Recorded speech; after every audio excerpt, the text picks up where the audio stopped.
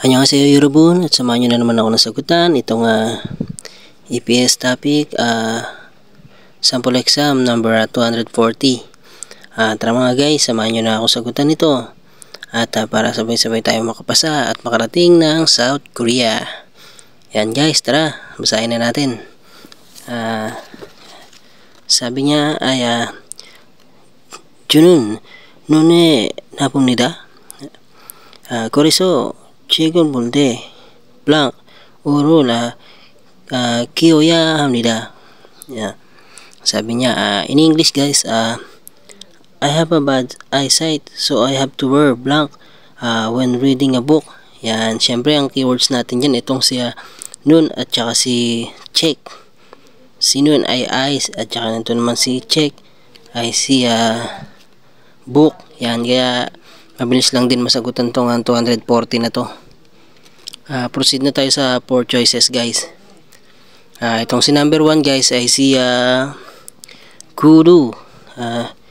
Si kudu guys ay in English niya ay shoes. Yan, shoes, kudu.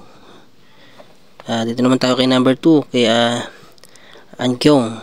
Siyempre si Ankyong naman kilalang kilala natin yan. Si glasses. Anyong in English hindi Anyong Ankyong Anyong. In English niya is glasses. Dito naman tayo kay number 3 kay Changgap. Si Changgap guys in English niya is gloves. Yan. At itong number 4 ay si Moja. Si Moja guys in English ay hat. Sa palagay nyo guys, anong tamang sagot dyan? Comment down below sa nakakalam ng sagot dito sa number 240. Ayan, basahin ulit natin Junune. Ayan Junun nune nambumnida. Koreso chegol bune blank urul kiyoya amnida. In English, I have a bad sight so I have to wear blank when reading a book.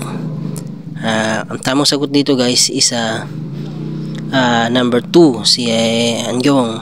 Siyempre alam na natin yan kasi nakikita natin yung vocabs na si Nun, si I at saka si Check na si Book.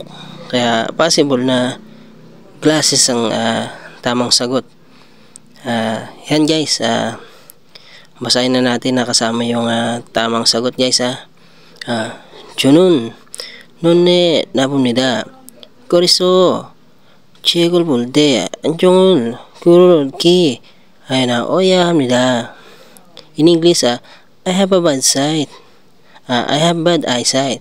So I have to wear glasses when I'm reading a book. Yan. Guys, sana nakatulong na naman tong video ko para dun sa mga mag-exam sa KLT21 na batch 3. Yan. Guys, handa-handa na.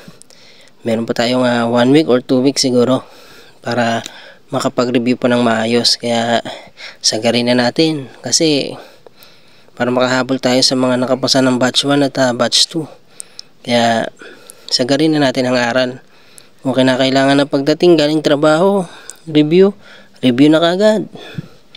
Kasi ang ginagawa ko, ito sa akin lang to ang ginagawa ko kasi pagkagaling ko ng trabaho, pahinga lang ako ng 5 minutes, timpla ako ng kape, bago yan, nagre-review ako hanggang 1 AM ng madaling araw bago babangon ako ng 5 AM, pero ang pasok kaya mga 8 pa, nagre-review ulit ako ng 2 oras. Yan, para ma-fresh yung utak ko at maalala ko yung mga vocabs na nakabisado ko, tsaka dun sa mga keywords, lalong-lalo na dun sa paragraph, medyo mahirap talaga, at saka sa long paragraph. Sa graphs medyo madali.